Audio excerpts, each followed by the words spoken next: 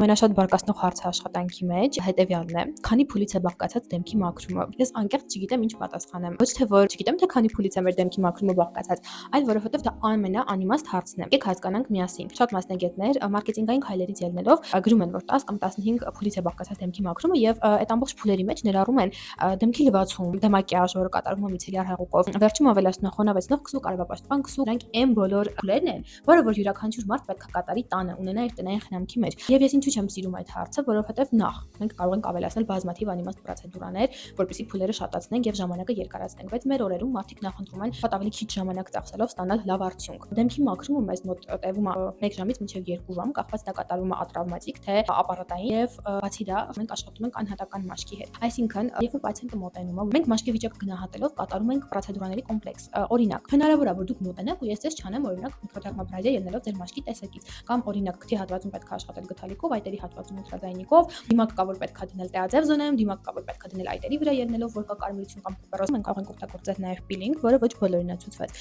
Այսինքն այստեղ փուլերը կազմվում են անհատական, միգուցե ես մեկին մի բան ավել դնեմ, միգուցե մեկին մի բան պակաս անեմ, բայց դա միայն նրանից է, որպեսզի վնասելու փոխարեն մենք կարողանանք մաշկը բերել լավ վիճակի։ Շատ կարևոր է անհատական մոտեցումը ու